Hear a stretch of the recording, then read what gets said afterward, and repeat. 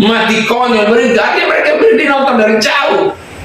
Mereka suka Yesus, mengagungkan Yesus. Kalau Yesus itu pemberi roti, itu baru mereka dekat. Kalau Yesus membangkitkan orang mati, menyembuhkan orang sakit, itu baru mereka dekat. Kalau Yesus bikin tanda-tanda yang ajaib, itu baru mereka dekat. Tapi kalau Yesus yang menderita, Yesus yang mati, mereka berdiri jauh-jauh, mereka tidak mau dekat. Itulah tipe orang Kristen hari ini juga begitu.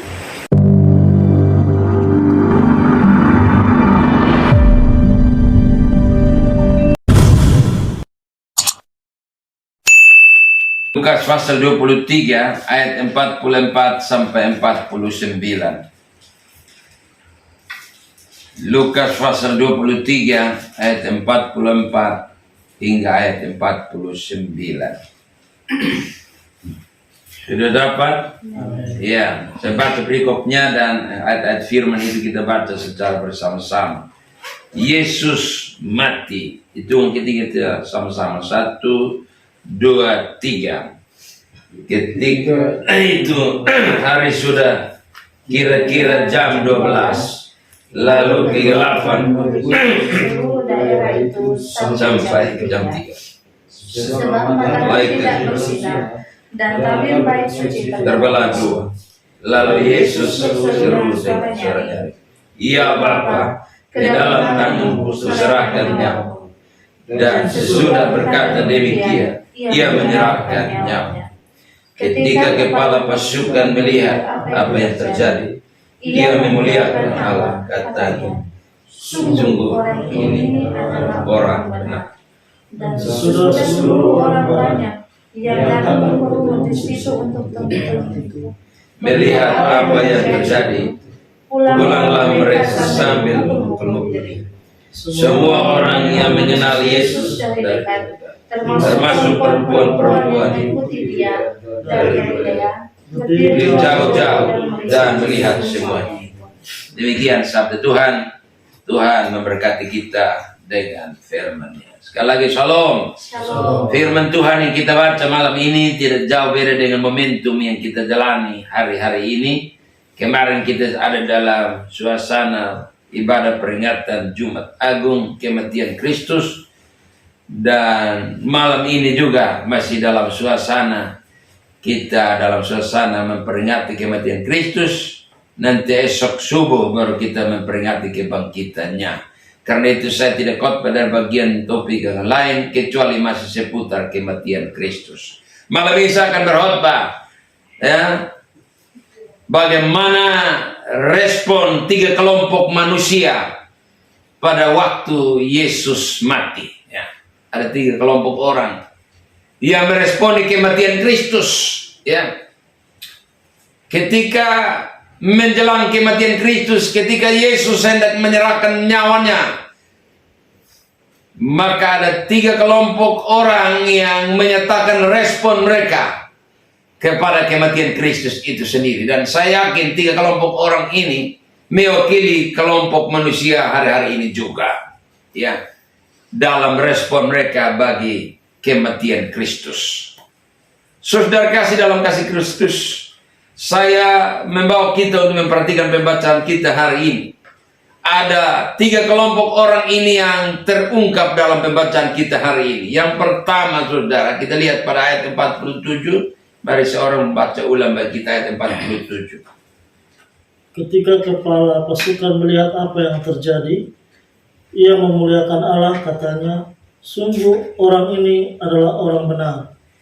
Kelompok yang pertama diwakili oleh kepala pasukan ini, kepala tentara Romawi, yang tadinya sudah dalam. Dia menjadi penyiksa, ya, dia memerintahkan penyiksaan kepada Yesus. Dia memerintahkan prajurit-prajurit bawahannya untuk memperlakukan Yesus dengan semena-mena, mempermain-mainkan Yesus, menampar Yesus dan lain sebagainya, ya. Dialah komandan pasukan Romawi yang menyiksa Yesus sampai pada puncak di atas Golgota, menyalibkan, bahkan memaku Yesus, menombak Yesus dan seterusnya. Tapi pada akhirnya dia yang tadinya, ya, memperlakukan Yesus dengan luar biasa sadisnya, tidak manusiawi ya. Detik-detik Yesus putus napas, kepala pasukan Romawi ini menyatakan satu sikap yang boleh dikatakan terbalik ya dari yang tadinya ya. Berbalik 180 derajat. Dia yang menyiksa Yesus, dia yang mengolok Yesus, dia yang menganiaya, bahkan membunuh Yesus.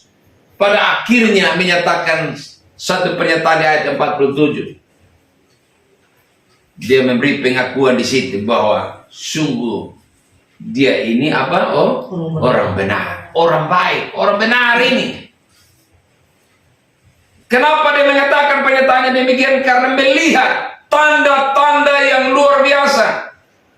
Ya. Belum pernah ada orang yang mereka eksekusi mati disalib, ketika putus napasnya memiliki tanda-tanda seperti yang Yesus miliki hari itu. Bersamaan dengan Yesus putus napas, menjelang detik Yesus putus napas, saudara lihat matahari menjadi gelap selama berapa jam? 3 jam, dari jam 12 sampai jam 3 sore. Gelap. 3 jam. Sudah begitu, ada apa lagi? Kita lihat, ada tabir bait suci terbelah dari atas sampai ke bawah. Ada apa lagi? Coba Bapak ada di sekalian, coba perhatikan. Itu tanda-tanda itu. 2 sako? Atau ada yang lain? 2 saja. Itu ada 2 tanda di situ sesuai keterangan Alkitab yang kita baca hari. Ada kegelapan, ada juga gempa yang menyebabkan tabir, ya, bait suci terbelah dari atas ke bawah. Gempa macam apa sehingga kain bisa terobek gitu? Haleluya, ya. Gempa baru-baru di Turki saja tidak ada berita yang menerangkan bahwa ada kain yang sobek, tidak ada. Walaupun gedung tinggi hancur berantakan, tapi tidak ada berita yang menyampaikan bahwa ada kain yang sobek ya. Tapi gempa pada waktu Yesus mau putus napas itu, kain saja bisa sobek. Sudah begitu sobekannya lurus dari atas sampai di bawah itu. Itu kan aneh, tapi nyata. Tanda-tanda itulah membuat orang-orang menjadi bingung, bahkan heran, termasuk kepala pasukan ini. Dia bilang, wah, orang satu ini bukan orang sembarangan. Dia bukan orang jahat, tapi dia orang benar. Pantas saja alam saja mengakui bahwa dia orang benar.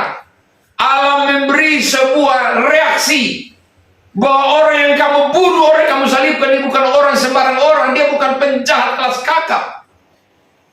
Terbukti alam saja mengakui dia dan menyatakan responnya dengan ada gempa, ada juga tabir terbelah, ada juga gelap selama 3 jam. Saudara, dan itu respon kepala pasukan Romawi ini memberi pengakuan bahwa sungguh dia memang orang benar. Saudara, itu tidak bisa pungkiri bahwa di tengah-tengah zaman yang semakin maju teknologi ini, ada orang yang tidak mengakui Yesus adalah Tuhan, tetapi kita tidak bisa berpikir bahwa ada juga sekelompok orang yang masih mengakui Yesus adalah Tuhan, termasuk kita hari ini juga. Amin. Dan ini si prajurit Romawi, kepala pasukan Romawi ini sebenarnya mewakili segelintir orang yang masih memposisikan Yesus pada posisi orang benar. Posisi Yesus adalah Tuhan dan Raja, dan pengakuan yang tulus keluar dari mulut dan hatinya. Ya. Filipi pasal 2 di sana berkata salah satu ayat di sana. Coba kita lihat Filipi 2 ayat 11, coba. Filipi 2 ayat 11. Yang dapat mari tolong baca. Dan segala lidah mengaku Yesus Kristus adalah Tuhan bagi kemuliaan Allah Bapa. Jadi sebenarnya prajurit Romawi atau komandan pasukan Romawi ini mewakili sekelompok orang yang menyatakan pengakuan bahwa Yesus Kristus adalah Tuhan. Lidah mereka menyatakan sebuah statement iman bahwa Yesus bukan sembarang orang. Dia bukan pribadi sembarangan. Dia bukan pelaku kriminal kelas kakap, tidak juga.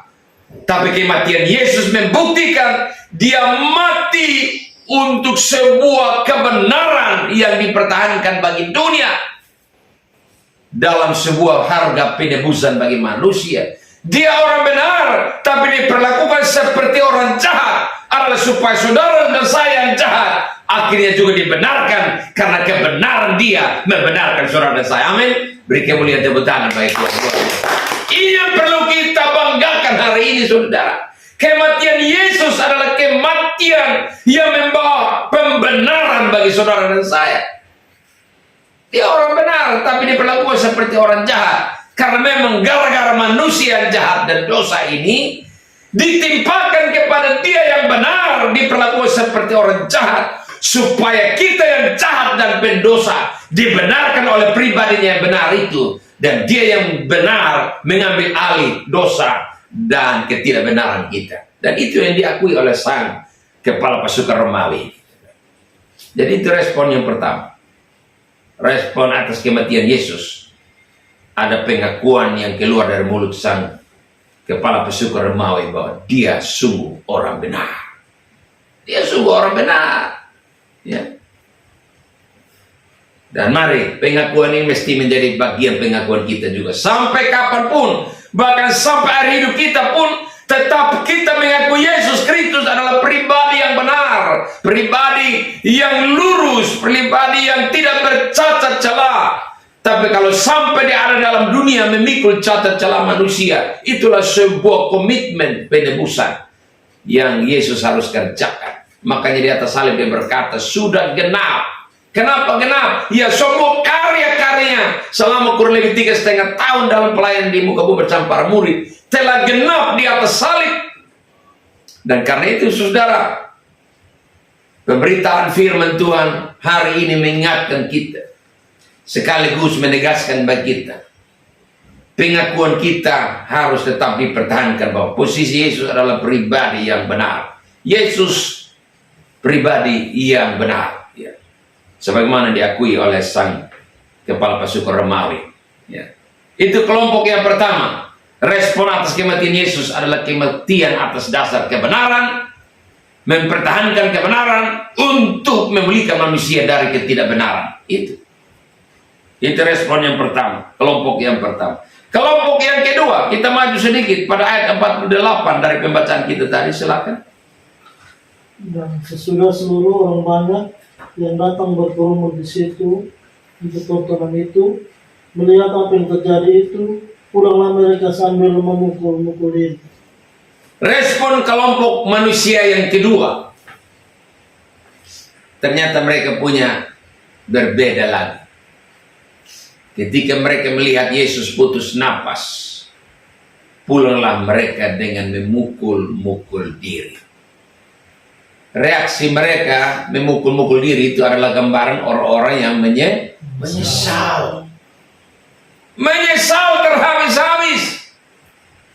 Biasanya orang bijak mengatakan begini, lebih baik kesadaran sekejap lebih berharga daripada sebuah penyesalan yang datangnya terlambat.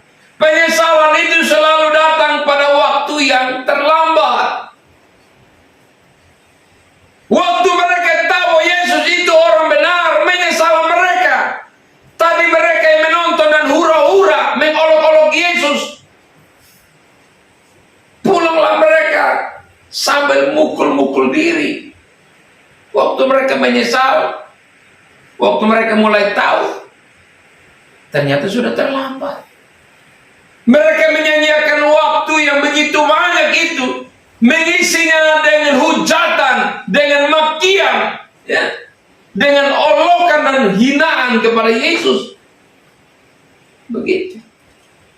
Waktu tanda-tanda yang tadi kita sudah bahas itu, mereka lihat di tanda-tanda waktu Yesus putus nafas. Kepala pasukan Romawi saja sudah akui. Saya yakin yang menonton dan pulang dan memukul-mukul diri itu orang-orang yang pernah lihat Yesus melakukan banyak mukjizat. Termasuk pasti juga mereka masuk dalam bilangan 5.000-an orang yang makan roti. Pasti itu. Di antara mereka juga pasti termasuk mereka pernah disembuhkan dari berbagai sakit penyakit. Begitu. Tapi sekian lama waktu mereka tidak peka dengan kehadiran Yesus. Waktu Yesus dijatuhi hukuman mati, malah mereka begitu berteriak-teriak, salibkan dia, salibkan dia. Setelah Yesus di atas salib dan putus nafas, baru mereka tahu ternyata Yesus ini bukan penjahat. Menyesal mereka, pulang dan memukul-mukul diri. Ini sebenarnya pesan kebenaran Tuhan bagi kita. Hari ini tidak sedikit orang dalam merespon karya penebusan Kristus ini. Ada banyak orang yang menyanyiakan waktu, menyanyiakan kesempatan yang adalah anugerah Tuhan. Akhirnya mereka akan menjadi kelompok orang-orang yang menyesal, tapi terlambat penyesalan mereka.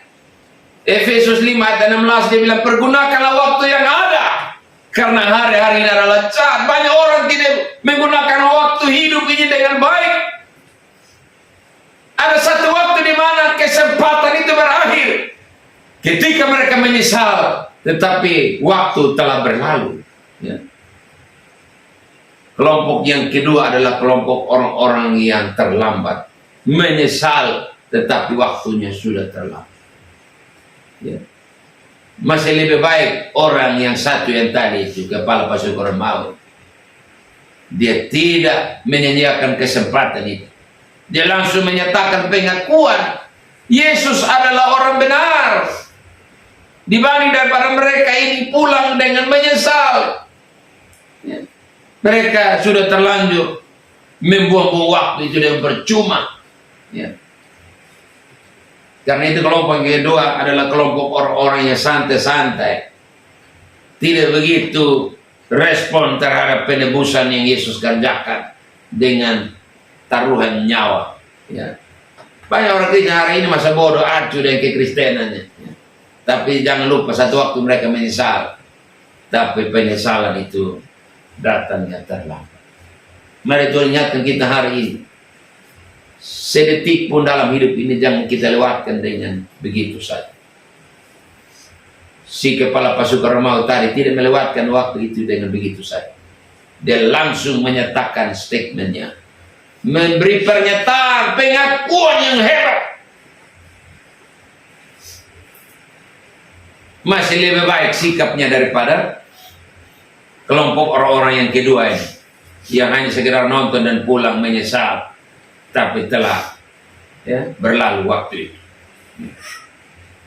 Saudara kasih dalam kasih Kristus, ini catatan kita yang kedua, respon orang-orang kelompok yang kedua kepada kematian Yesus. Ternyata mereka hanya sebatas menyesal, memukul-mukul diri, tetapi tidak berbuat sesuatu.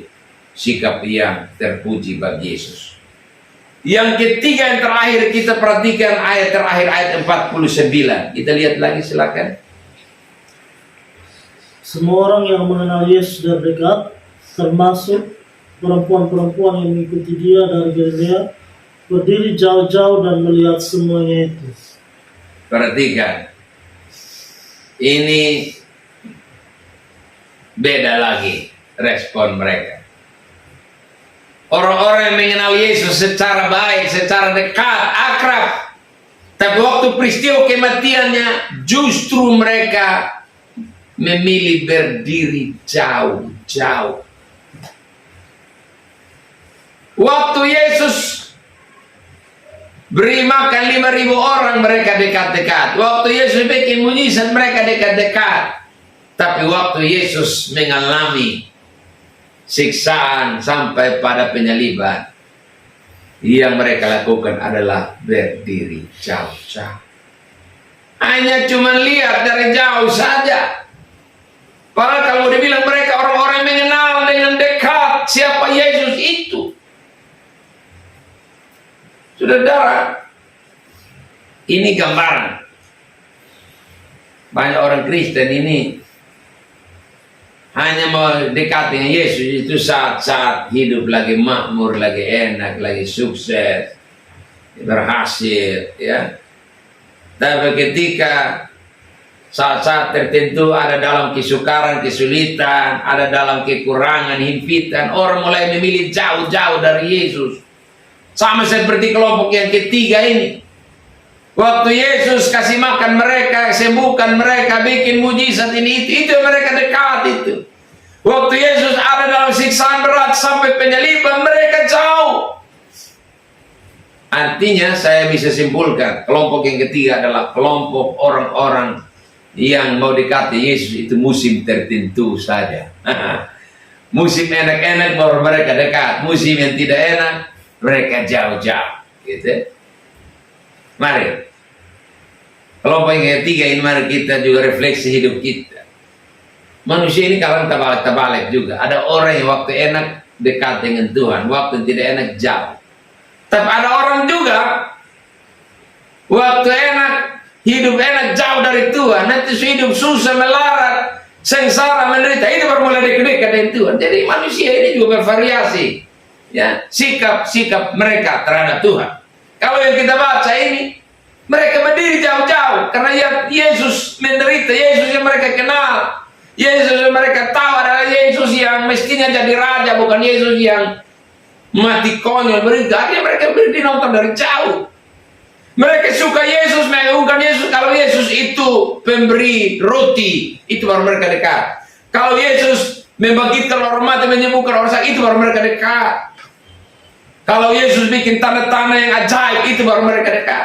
Tapi kalau Yesus yang menderita, Yesus yang mati, mereka berdiri jauh-jauh, mereka tidak mau dekat. Itulah tipe orang Kristen hari ini juga begitu.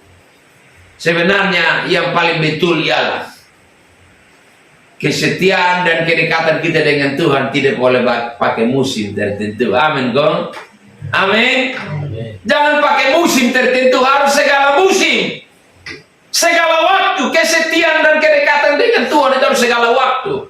Waktu susah juga dekat Tuhan, waktu sehat juga dekat dengan Tuhan, waktu makmur, waktu jaya juga dekat dengan Tuhan, waktu merosot, waktu miskin, melarat pun dekat terus dengan Tuhan. Mestinya begitu. Manusia ini hanya mau dekat Tuhan ini pada musim-musim tertentu, suka-sukanya dia. Jangan. Karena itu kelompok yang ketiga sebenarnya juga kelompok yang mewakili gaya hidup orang Kristen hari ini. Mereka hanya mau dekat Tuhan musim tertentu saja. Mari, tiga kelompok ini mengingatkan kita dalam perayaan kematian Kristus hari ini. Kita ingatkan Tuhan, jangan sampai kepala pasukan Romawi ini masih lebih beruntung dari kita. Dia bukan orang Yahudi, dia bukan umat Israel asli, tidak. Dia orang Romawi memang, begitu. Tetapi melihat tanda-tanda itu, dia menyimpulkan secara tepat dan benar bahwa orang satu ini bukan orang jahat, bukan orang sembarang, dia orang benar. Pantas saja kematiannya mendatangkan sejumlah tanda-tanda yang unik, tanda-tanda ajaib, tanda-tanda yang spektakuler yang tidak ada pada orang-orang lain ketika mati model begini. Dan itulah membuat dia membuka mulut dan menyatakan sebuah pengakuan yang sangat agung dan mulia bagi Tuhan. Karena itu mari, selama hidup kita, jangan pernah kita menyia-nyiakan kesempatan hidup ini. Lakukan hal-hal yang mengagungkan dan memuliakan Tuhan. 1 Korintus 6 ayat 20 di sana dia bilang, kamu telah dibeli dengan harga lunas dibayar. Karena itu, muliakanlah Allah dengan tubuhmu. Amin. Tuhan berkati kita dengan firman.